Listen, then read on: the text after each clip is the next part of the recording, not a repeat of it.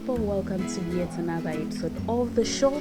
This is Her Moment, and the hashtag is hashtag Her Moment. We're streaming live on our social media handle, which is at Rico TV, Uganda, Facebook, for those of you on the go. I am Asha Kosum, your host for today, and today we are going to be talking events. We're talking about events planning, events management. Many of us want to get married. Many of us have children who have birthday parties. Many of us have kuchala, who have very many things.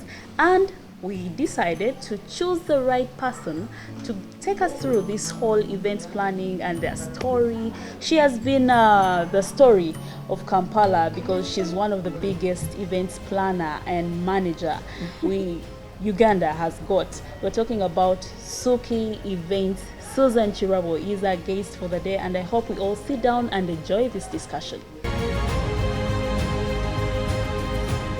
Well, it is her moment, and I cannot keep you any further or, block you from getting to know our guest of the day. Welcome, Susan.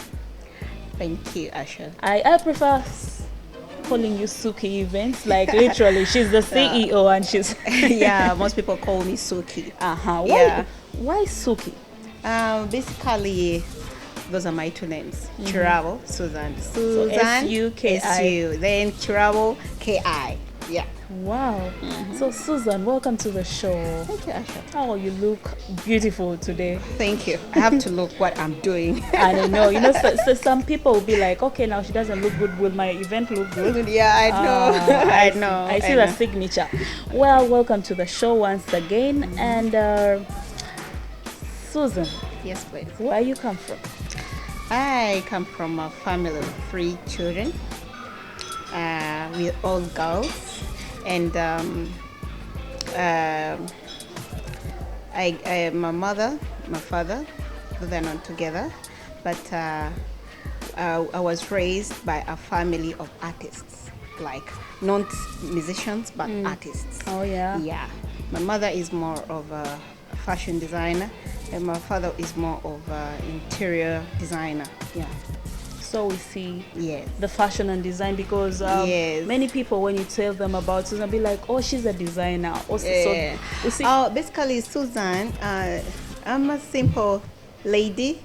I did fashion and design at Makerere University. I did BIFA, but I've specialized in fashion and design.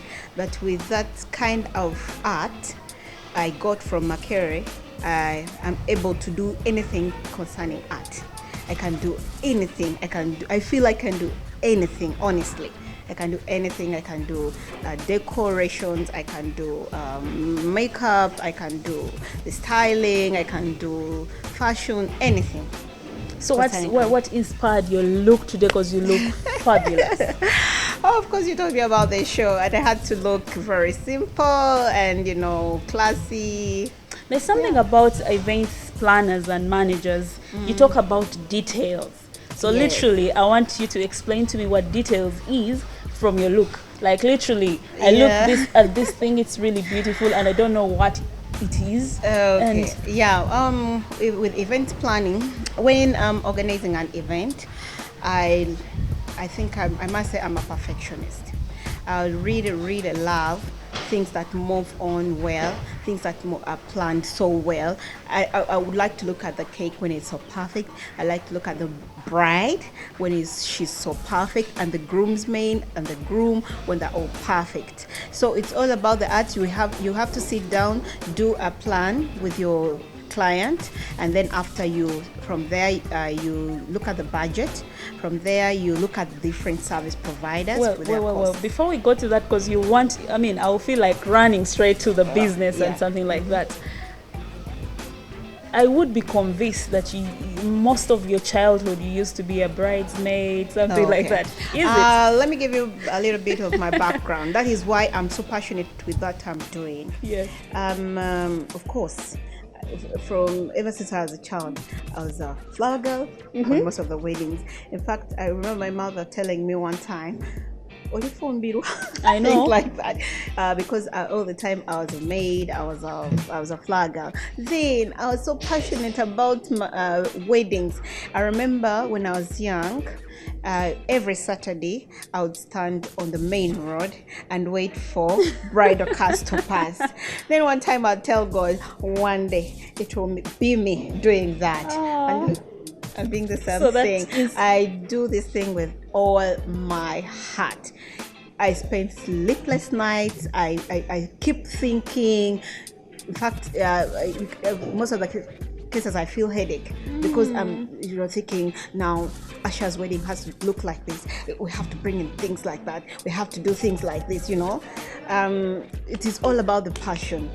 So we see where the inspiration comes from. Yes, and my mother used to do the same thing. Really? Help her friends organize the weddings and all that, but she was not professional like how I am right now. Yeah. So literally used to work with her to go to see that. Yeah, I used to see what she was doing, and she would be very, very, into the thing. She would be into the thing, but basically she was helping her friends and her family members. Well, let's take it straight to you moving into this business. How easy or difficult was it for you? Because literally, many people tell us that's a lot of investment. No way. Say it. When I was growing up, as I told you, my mother was a fashion designer, so I would do the things she was doing. I would get pieces of cloth from her tailor and make small designs for myself. Then as I was growing up, going to church every Sunday, I would make sure I have a new design, And I would come, in church and I feel I'm smart. I sit, and ladies would write notes and say, "You're smart," Aww. So from there, I picked, but I was not doing the right drafting of clothes.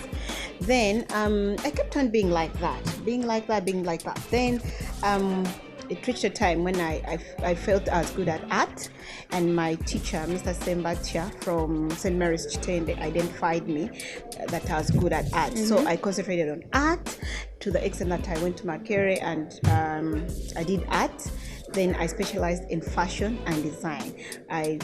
We kept on doing small fashion shows. We hear you have a fashion house, right? Yeah. Wow. It's at Makerere University. Sorry, Apollo Kagwa Makerere. But at Makerere University. Suki Designs, right? Yeah, Suki the outfit destination. Oh yeah. Yes. From there, we used to do fashion shows with my friends at Makerere. That was Lillian and Raphael. He's also known. And Lillian, they're also known. We used to do small fashion shows, and it was a big thing, and we loved it. I remember the very big fashion show we did. It was a give back. We identified a family. I remember it was Nasana. Our father had just passed away and left this lady with very many kids. So we got all the models. We went to clean the house. We did everything that was possible to make them feel happy. But we did this show so that this lady gets some school fees and some help with the school requirements and all that. And I must say it was a very good show. I remember Kenjoy Supermarket being one of the biggest sponsors. It gave us most of the things. And guess what? After a term, we went back to check on them, and some of the 2 or 3 kids were the best in class, and that gave me a good start.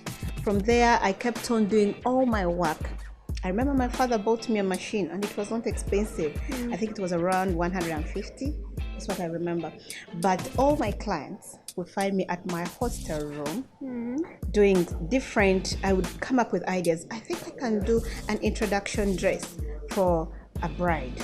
I did one for a lady called Marjorie and her group of the girls who are going to greet, and it brought many clients. Oh, I remember she's the one. Yeah, while at school, I remember she was one of the ladies, and that lady called Jenny, who pushed me and told me, "No, you can do it. You can do it." From the hostel, then I got an office.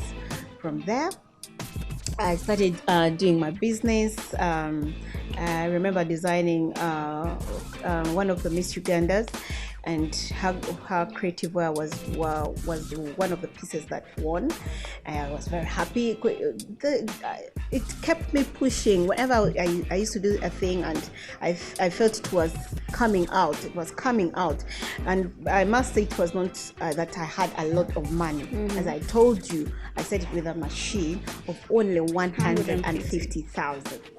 Well, so from the designing now, I for one reason say she's a humanitarian, because when giving back to the society, those are some of the things that maybe push our destinies.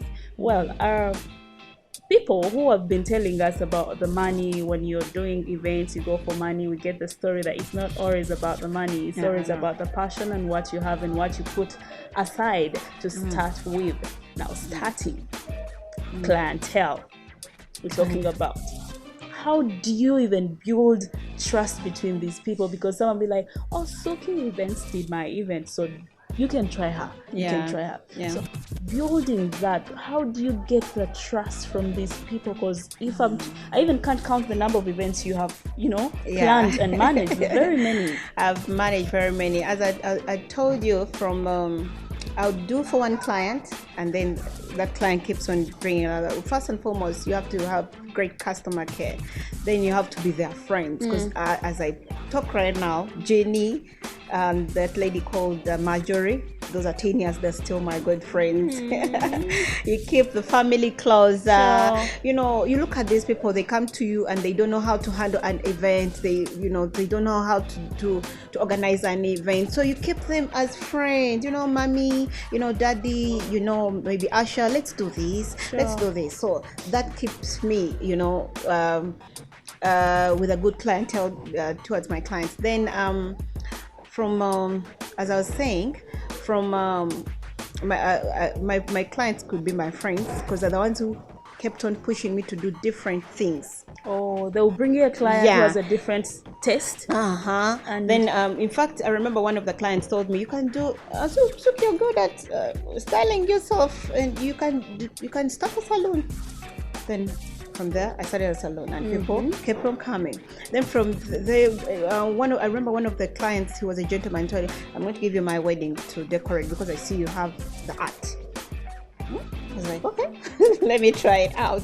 And I started small. I remember at the Bride and Groom Expo, you cannot even imagine, my decor was so terrible, black and pink. One of the managers, some of the organizers there, they can't even tell it was so terrible. As I was telling you, it is step by step, every year. Guess what? We kept on winning the awards from the Bride and Groom Expo. And we've heard it from Suki Event CEO Susan Kirabo herself, that she kept on pushing, and she never started on, with a big, bag of dollars. No. She started with a passion. She started with the little and the small machine gifted by her father. Well, we take a short commercial break, but when we do return, her story continues.